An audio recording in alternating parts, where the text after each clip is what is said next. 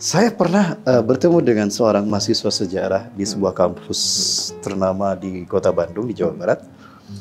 Dia pernah katakan, Ustadz, saya sedang melakukan penelitian bersama profesor saya. Penelitian ini terkait dengan Nabi Siddhartha Gautama. Satu itu. Yang kedua, terkait dengan kitab Brahmana.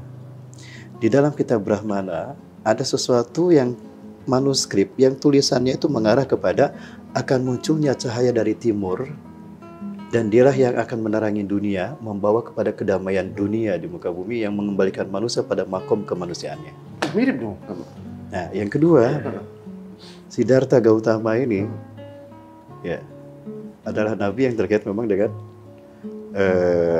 dengan akhlak seperti itu. Nah, ada yang mengatakan dia adalah seorang nabi. Ya, karena dalam kitab yang pernah dia tulis, kitab itu pun dia menyebutkan bahwa akan ada nanti dari timur seorang laki-laki yang bernama Ahmad.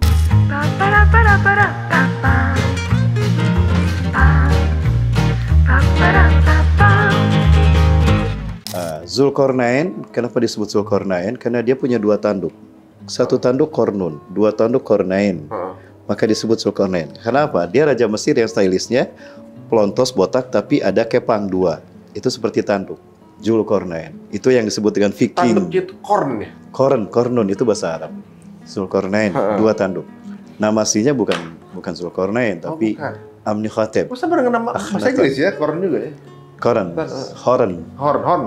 Itu dari bahasa Arab. Koren. Banyak bahasa Arab yang menjadi bahasa Inggris juga. Nah, kemudian Zulkifli pun demikian. Zul yang mempunyai kifal itu candi. Jadi Zulkifli adalah nabi yang mempunyai candi. Oh, jadi itu bukan nama asli? Bukan nama asli. Dan di Al-Quran tidak disebutkan nama aslinya siapa. Yang lain Ibrahim, Nabi Musa, Nabi Nuh, alaihi wassalatu wassalam. Nabi Muhammad aja Muhammad. Tapi yang ini tidak. Zulkifl. Nah, kenapa demikian Allah sebenarnya? Itu untuk membuat kita bisa mencari, mengeksplorasi agar kita belajar sejarah.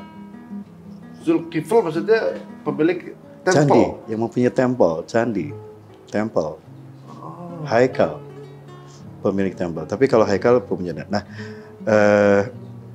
dan kalau kita lihat tempel-tempel yang ada di dunia, itu tidak terlepas dari Dewa Matahari.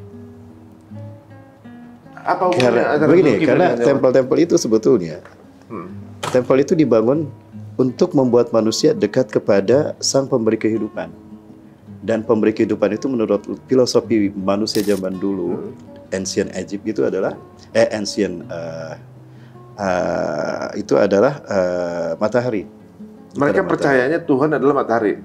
Tuhan itu matahari. Di zaman Nabi Ibrahim, seperti Nabi Ibrahim juga mengira bahwa Tuhan itu matahari. Namrus itu mengaku dewa matahari.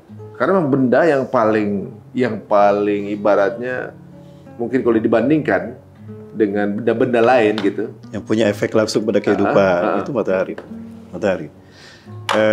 Nah, maka banyak pengungkapan berbeda-beda, namun pada dasarnya sama. Kayak di Mesir ada piramida. Piramida kan dibangun tidak sembarangan. Dia ada vortex point, dan itu terkait dengan energi. Orang dulu sudah tahu sumber energi itu matahari.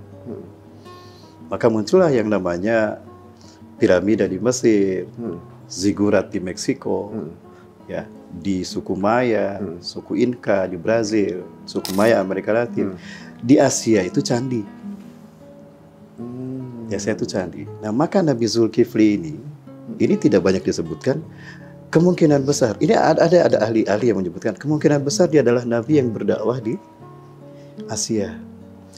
Nah, saya pernah bertemu dengan seorang mahasiswa sejarah di sebuah kampus ternama di Kota Bandung, di Jawa Barat. Dia pernah katakan, Ustadz, saya sedang melakukan penelitian bersama profesor saya. Penelitian ini terkait dengan Nabi Siddhartha Gautama. Satu itu. Yang kedua, terkait dengan kitab Brahmana. Di dalam kitab Brahmana, ada sesuatu yang manuskrip yang tulisannya itu mengarah kepada akan munculnya cahaya dari timur, dan dialah yang akan menerangi dunia, membawa kepada kedamaian dunia di muka bumi yang mengembalikan manusia pada makom kemanusiaannya. Mirip dong. Nah, yang kedua, Siddhartha Gautama ini ya adalah nabi yang terkait memang dengan dengan akhlak seperti itu. Nah, ada yang mengatakan dia adalah seorang nabi. Ya, karena dalam kitab yang pernah dia tulis, kitab itu pun dia menyebutkan bahwa akan ada nanti dari timur seorang laki-laki yang bernama Ahmad. Dia akan membawa cahaya bagi umat manusia di dunia, sehingga kegelapan itu tersingkap dengan kedatangan dan dengan wahyu yang dibawanya. Nah, hal ini yang kemudian menjadi stimulus untuk para pakar sejarah untuk melihat ada apa sebutnya di sana. Nyambunglah kepada pendapat bahwa Zulkifli itu adalah nabi yang memang berdakwah di lingkungan Asia, yang itu terkait dengan banyak candi. Yang intinya membuat orang berubah dari keyakinan candi kepada Dewa Matahari menjadi keyakinan kepada Allah Tuhan yang satu tadi. Nah, maka muncul berbagai macam teori sejarah kan. Ada Solomon dengan Sleman, Wonosobo, hutan Ratu Sabah. Tapi sekali lagi ini merupakan satu perjalanan panjang untuk memahaminya, kan akan banyak step by step yang harus kita lalui dalam pengkajian literatur. Jadi perlu kita bahas itu. Kalau kita bahas, boleh segala suatu saat kita bahas. Kita bahas yang lebih detail gitu ya. Boleh. Apakah ada hubungannya sama Sunda Empire gitu? Bisa jadi. Bisa jadi. Aduh, kayaknya ini menarik juga. Bisa jadi. Itu dan ada keterkaitan ya Ustaz? Ada, dan ini sudah di cross check oleh seorang pakar sejarah di Jawa Barat. Justru beliaulah yang mengangkat isu ini sehingga kita bisa menemukan adanya korelasi antara keyakinan ini dengan politik di negara yang ada keyakinan ini. Jadi ada sisi politik konspirasinya. Apa hubungannya Sunda dengan penyembahan itu, ada hubungannya, Bang? Ada satu isu yang diangkat, wacana yang diangkat oleh seorang pakar sejarah bahwa ternyata Sunda ini, menurut beliau ya, bukan nama etnis tertua di Jawa Barat. Tetapi itu adalah nama dari Dewa Matahari. Sunda itu diambil dari 3 suku kata. Sunada, api agung yang abadi, dan itu matahari. Dan keyakinan kepada Dewa api agung matahari ini, itu di Jawa Barat berada di Purwakretos, yang kemudian dikenal dengan nama Purwakarta. Di Purwakarta inilah leluhurnya Dewa Matahari. Sehingga istilah bagi leluhur Dewa Matahari tempat itu dinamakan Parahyangan. Parahyang, Pak tempat, Ra matahari, Hyang leluhur. Parahyangan. Kayaknya kita mesti bahas lebih dalam, lebih detail ya. Maksudnya apakah ini kemudian, dan jadi teori-teori yang ada kemudian disinkronkan, dan apa korelasinya juga dengan akidah kita gitu ya, ibaratnya yang tentunya juga. Iya. Ini jadi menariknya begini, Ustaz. Dengan penjelasan Ustaz ini, saya juga jadi berpikir di kepala saya gini ya. Memang banyak sekali keyakinan gitu ya di dunia ini ya, bukan hanya Islam gitu ya. Tapi kok banyak kemiripan. Contohnya, kita kalau umrah pakai baju ihram. Tapi baju yang dipakai Mahatma Gandhi dan Shaolin mirip ihram juga. Nah, itu betul, gitu kan. Betul. Nah, kita diminta untuk memakai hijab wanita tuh. Tapi di Nan gitu, pakai juga hijab. Betul. Bahkan wanita termasuk Yahudi juga ada hijab. Ketika di Wailing Wall itu laki-laki perempuan dipisahkan. Dan mereka juga wudu dulu. Itu dia, Ustaz. Wudu dulu juga. Bahkan wanita-wanita mulianya di zaman yang digambarkan di zamannya Nabi Isa itu kan, ada fotonya, lukisannya yang kita sebut ya, saya salah nyebut gitu ya. Iya. Beliau pakai hijab. Betul. Gitu, dan kemudian ada lafaz la ilaha illallah gitu kan di sana gitu. Jadi apakah sebenarnya selama ini kita tuh diberikan sebuah misteri, ini turunnya satu, pencernaan kita aja yang berbeda gitu.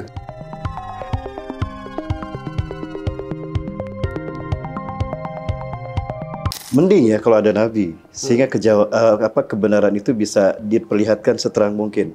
Tapi setelah tidak ada nabi, sementara fitnah-fitnah itu masih eksis, bagaimana kita bisa memahaminya? Nah, inilah yang terkait dengan apa yang Rasulullah sampaikan, bahwa setelah kebenaran pada Quran dan Sunnahku terhenti, maka kebenaran berikutnya yang akan muncul bagi umatku sampai hari kiamat adalah mimpinya orang-orang beriman. Ru'yatus shadiqah minal mu'minin. Mimpinya orang-orang beriman. Nah, maka mimpinya para ulama keturunan Rasulullah SAW banyak bermimpi tentang ini. Nah, itu bisa menjadi clue bagi kita untuk menemukan kebenaran yang sesungguhnya untuk kita perjuangkan. Maka munculnya tokoh-tokoh yang fenomenal karena mimpinya. Seperti sekarang Imam Mahdi. Ada sosok dikaitkan Imam Mahdi ini kepada Muhammad Qasim kayak gitu. Nah, hal-hal semacam ini juga ini bisa menjadi bagi kita clue untuk kita memahami hal-hal yang selama ini menjadi misteri. Termasuk tentang Sunda Empire dan sebagainya. Itu juga bisa menjadi bagian. Yang mana kalau ini kita kaji secara ilmiah, itu akan menuntun kita pada kebenaran yang sesungguhnya. Ujung-ujungnya akan kembali kepada kausa prima. Dan itu adalah Allah.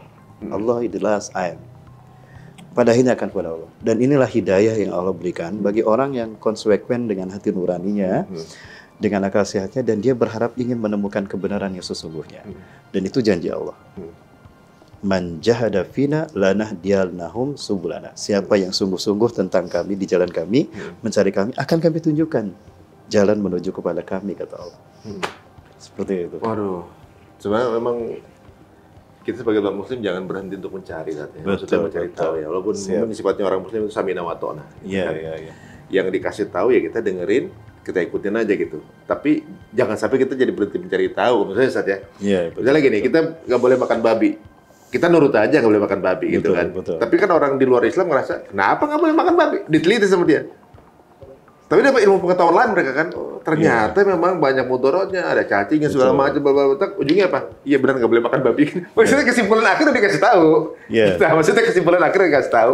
Cuma proses kesananya mereka butuh nyari dulu. Betul. Tapi ada keuntungan ilmu pengetahuan di sana kan gitu.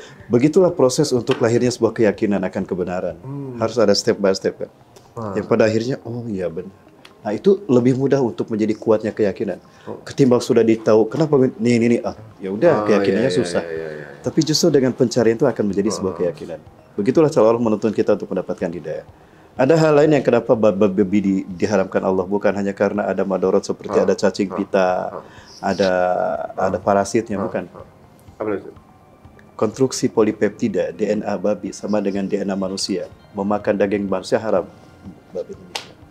Berarti kayak kanibal dong? Sat, jadi banyak banget di topik ini dijanjiin saja. Kok bisa? Dan konstruksi polipeptida DNA babi dengan manusia sama. Ingat di zaman Nabi Musa AS, mereka yang maksiat telanjang di laut, Allah kutuk bukan hanya menjadi babi. Ketika Allah mengutuk seorang manusia karena perbuatan maksiat yang sudah berlebihan menjadi binatang, itu lebih dekat kepada babi dan kera. Karena konstruksi makanya DNA-nya sama dengan manusia. Nah ini nyambung nanti dengan filosofi tentang Pithecanthropus erectus, Homo sapien. Kok fosil-fosilnya mirip manusia? Itu adalah manusia yang Allah kutuk menjadi kera. Mereka mengisolasi diri. Ya, kemudian Allah hukum mereka, tanah yang di atas dibalik. Mereka ditenggelamkan Allah, sehingga tanah yang di bawah yang jutaan tahun itu diajari di atas, seolah-olah mereka terkubur sebagai fosil jutaan tahun yang lalu. Padahal Allah balik sebetulnya. Oh, ya Allah. Jadi kalau kita pikir kan waktu itu kalau nggak salah kalau makan daging hewan ada sifat-sifat kehewanan yang masuk. Itu dia. Jadi kalau karena DNA-nya mirip dengan manusia, sesungguhnya itu manusia yang punya perilaku seperti hewan itu. Itu manusia yang berarti sifatnya bisa ikut masuk. Sifatnya ikut masuk. Apalagi teman-teman, babi itu adalah hewan satu-satunya hewan yang LGBT. Hewan yang nggak perlu lawan jenis saja. Ya. Dan itu efeknya akan terlihat setelah lama gitu, kayak evolusi. Nah LGBT dulu tidak rame sekarang, karena efeknya muncul belakangan ini akan meledak, bom. Makanya lebih banyak tumbuhnya di negara non-Muslim, walaupun di negara Muslim ada yang juga menghalalkan babi. Yang menghalalkan di negara yang menghalalkan babi karena banyak babi. Apalagi babi tuh makan segala hal kan. Betul. Kotoran dimakan, kencingnya diminum. Nanti kita juga menghalalkan segala cara tuh cari makan, gitu. Gitu Mas. Banyak hal ya, waduh. Sebenarnya luar biasa banget ya agama kita nih. Insya Allah mudah-mudahan dengan pencarian ini bukan untuk menjauhkan kita dari Allah, tapi mudah-mudahan makin yakin ya Zat ya. Siap. Jadi kalau di sini mungkin jadi lebih tadi perbicaraan kita yang singkat ini. Besok di episode berikutnya kita akan bahas lebih detail lagi. Kalau saya secara pribadi, ibaratnya kita terdahulu perlu kita yakini memang benar saja. Betul. Walaupun ketika sudah berganti nabinya, maka sudah berpindah lagi kan. Taurat, kemudian berikutnya ke Quran gitu kan. Iya. Tapi agama para nabi satu sebetulnya. Satu sebenarnya. Satu yang hidup Islam. di zaman itu itulah Ya. sebenarnya. Yang berbeda itu syariat. Syariatnya. Karena kata Rasulullah, kami para nabi, agama kami satu. Nahnu masyarul anbiya dinuna wahidun wa syara'una mukhtalifun. Dan syariat kami berbeda. Syariat berbeda, maaf ibu sila, karena memang berbeda zaman. Karena syariat itu kompatibel. Dia menyesuaikan dengan Masanya. masa, dengan situasi. Jangankan zaman dulu, sekarang aja ada mazhab yang berbeda, fikih yang berbeda, Iya, kan? benar. Apalagi zaman dulu. Itu syariat. Tapi kalau akidah sama. Akhirnya Islam. tetap. Ya. Dan juga saya mohon maaf nih, saya meminta maaf kepada siapapun yang mungkin memiliki akidah dan keyakinan yang berbeda dengan kami.